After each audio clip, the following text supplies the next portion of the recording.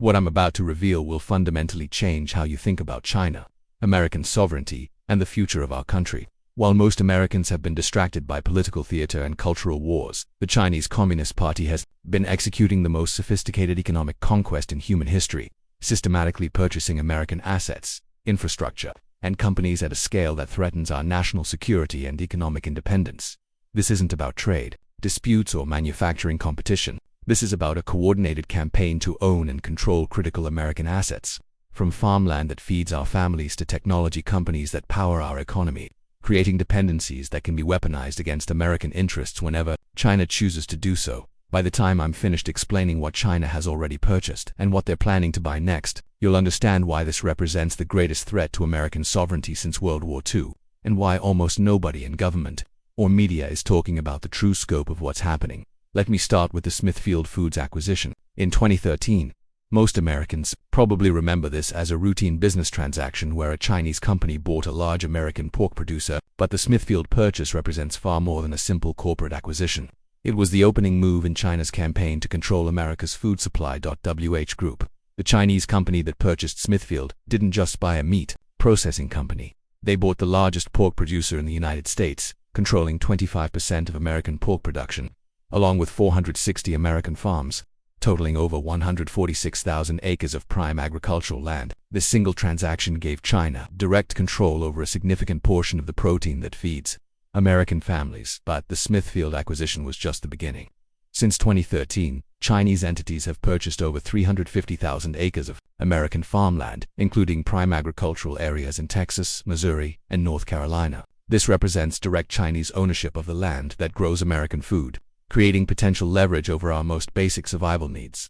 The agricultural purchases aren't random or opportunistic. They're strategically targeted at critical food production capabilities. Chinese companies have acquired major American grain elevators, food processing facilities, and distribution networks, creating an integrated system that could potentially be used to manipulate American food supplies during times of conflict or political tension.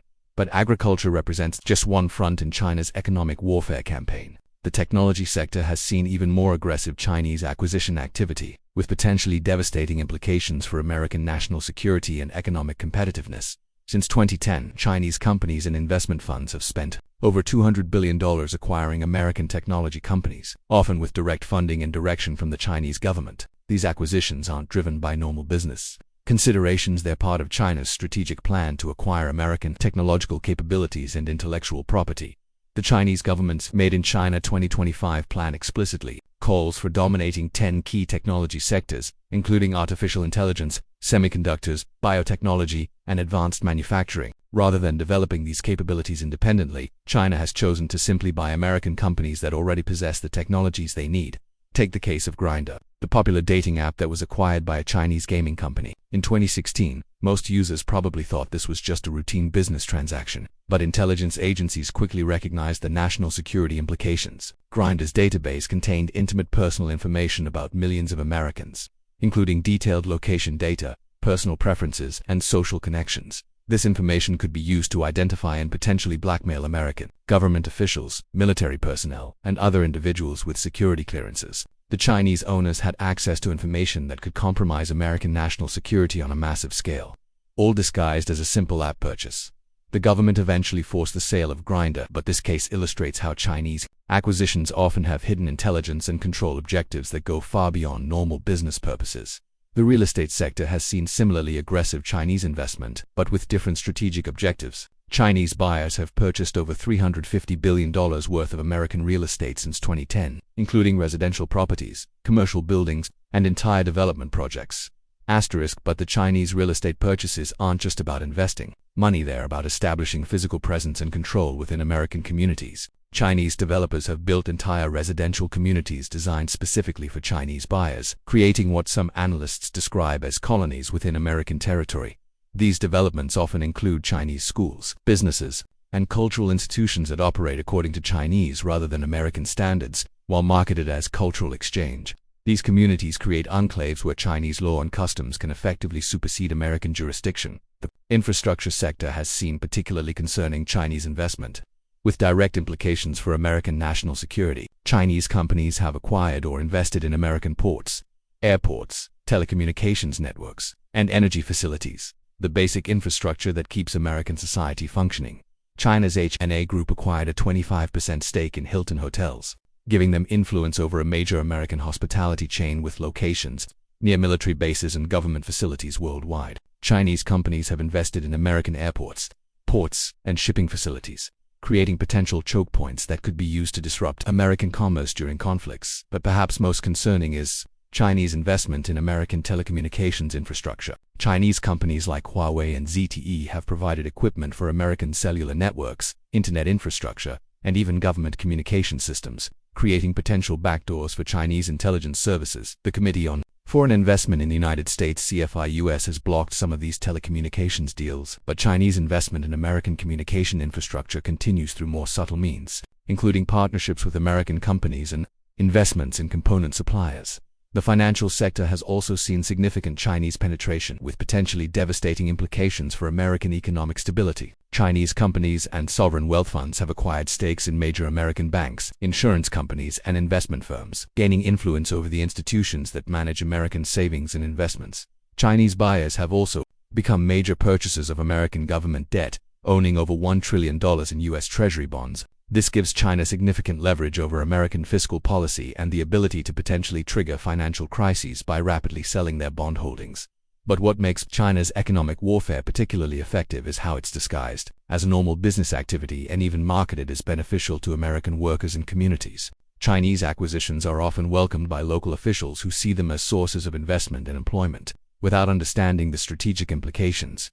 When Chinese companies acquire American businesses, they typically maintain existing operations and employment in the short term, making the acquisitions appear beneficial to local communities. But over time, these companies often shift production to China, transfer technology and intellectual property, and eliminate American jobs once they've achieved their strategic objectives. The Motorola Mobility acquisition by Lenovo illustrates this pattern perfectly.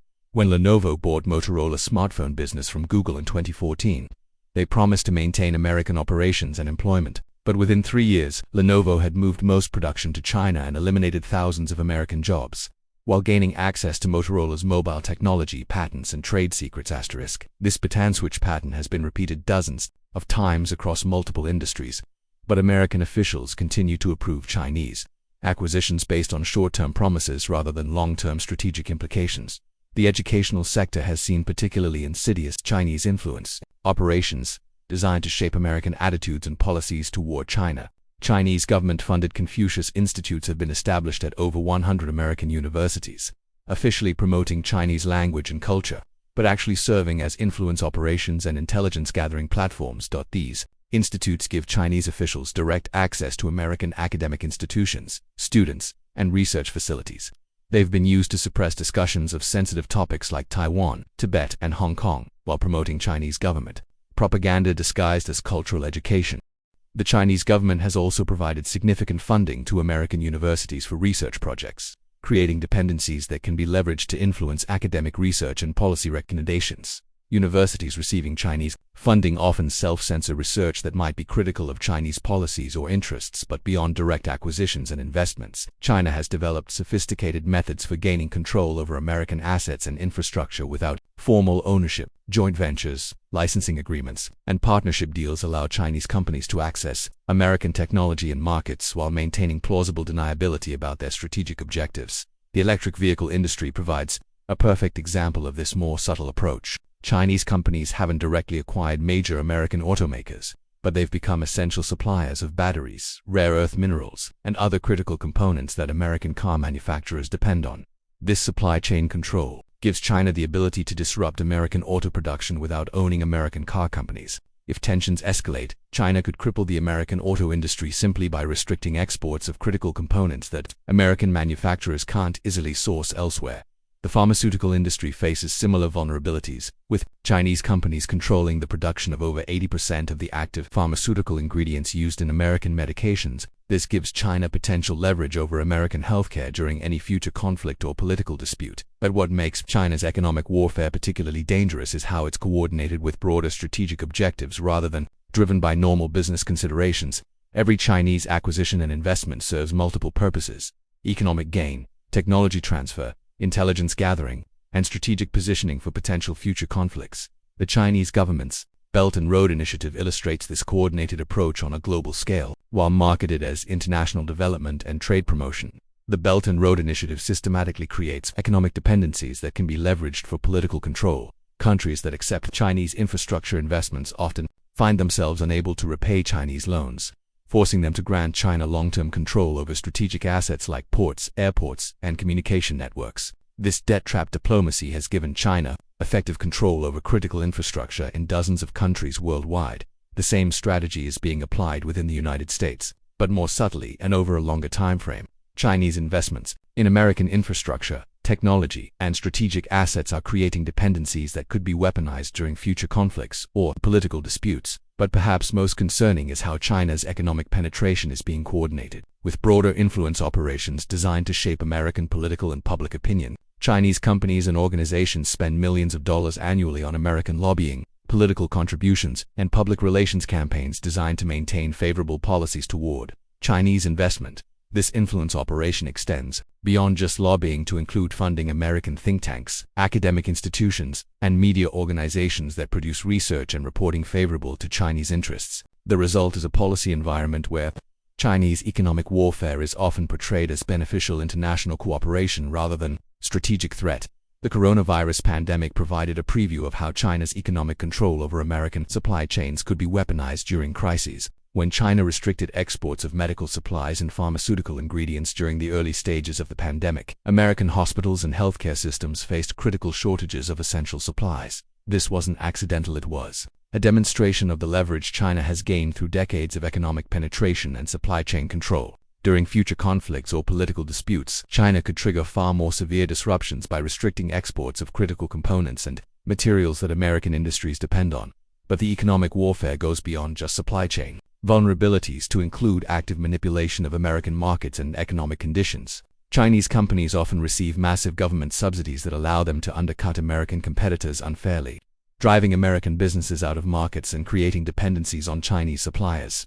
This predatory pricing strategy has eliminated entire American industries from solar panel manufacturing to rare earth mineral processing, leaving America dependent on Chinese suppliers for critical materials and technologies. The steel industry provides a particularly clear example of this economic warfare strategy. Chinese government subsidies allowed Chinese steel companies to flood global markets with below-cost steel, driving American steel companies out of business and creating global dependence on Chinese steel production. Once American competitors were eliminated, Chinese companies raised prices and restricted supply, demonstrating how temporary predatory pricing can create permanent strategic advantages. But what makes China's economic warfare particularly effective is how it exploits American legal and regulatory frameworks that were designed for competition between free market economies rather than state-directed economic warfare. American laws governing foreign investment, antitrust enforcement, and trade practices assume that foreign companies are operating according to market principles rather than strategic directives from authoritarian governments. This creates massive blind spots that China exploits systematically. Chinese companies can engage in predatory pricing, technology theft, and strategic acquisitions that would be illegal if done by American companies because American regulators struggle to recognize and respond to state-directed economic warfare disguised as normal business activity. The intellectual property theft dimension of China's economic warfare is particularly devastating, with annual losses estimated at over $300 billion per year. Chinese companies systematically steal American trade secrets, patents, and proprietary technologies through cyber espionage, forced technology transfer, and acquisition of American companies primarily for their intellectual property. This theft allows China to skip decades of research and development costs while undermining the competitive advantages that American companies spent billions of dollars creating. The result is a transfer of American technological leadership to China without any compensation or recognition. But beyond immediate economic losses, China's systematic acquisition of American assets creates long-term strategic vulnerabilities that could be catastrophic during future conflicts. If tensions escalate to the point of economic or military conflict, China could potentially disrupt American food supplies, telecommunications, energy systems, and financial markets through their ownership and control of American assets. This creates what military strategists call asymmetric vulnerabilities, weaknesses that can be exploited by adversaries without triggering traditional military responses. China could potentially cripple American society and economy without firing a shot, simply by activating the control mechanisms they've built into American systems through decades of strategic investment. The American response to China's economic warfare has been inadequate and poorly coordinated, partly because the scale and sophistication of the threat isn't widely understood. Most American officials and business leaders still view Chinese investment as normal international business activity rather than coordinated economic warfare. Recent administrations have taken some steps to address the most obvious threats, including blocking some Chinese acquisitions and restricting Chinese access to sensitive technologies. But these measures address symptoms rather than the underlying strategic challenge posed by China's systematic campaign to control American assets. A comprehensive response would require treating China's economic activities as warfare rather than business, implementing systematic screening of all Chinese investments and acquisitions, and developing strategies to reduce American dependence on Chinese-controlled supply chains and infrastructure. This would also require recognizing that economic independence is a national security issue, not just a business consideration. American policymakers need to prioritize maintaining control over critical industries and infrastructure, even when Chinese alternatives might be cheaper or more convenient in the short term.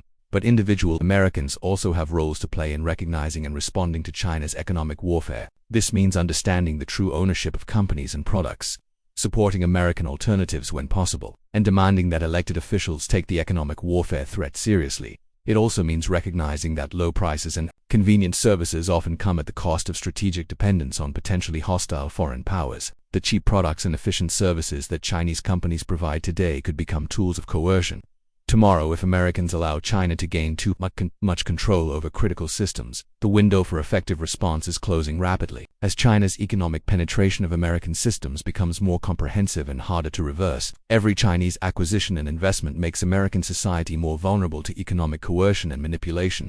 But there's still time to reverse course if Americans recognize the threat and demand action from their leaders. China's economic warfare strategy depends on American cooperation and complacency. It can be stopped if Americans understand what's happening and choose to prioritize long-term security over short-term convenience. The choice is stark. Americans can continue allowing China to systematically purchase and control American assets, creating vulnerabilities that could be exploited during future conflicts, or they can demand policies that prioritize American economic independence and security. China isn't just buying American companies and real estate, they're buying American sovereignty, piece by piece, transaction by transaction. Every Chinese acquisition makes America more dependent on Chinese goodwill and less capable of independent action when American and Chinese interests conflict. This isn't inevitable economic globalization, it's strategic economic warfare designed to create American dependence and Chinese dominance. The question is whether Americans will recognize the threat before it's too late to maintain their independence and sovereignty.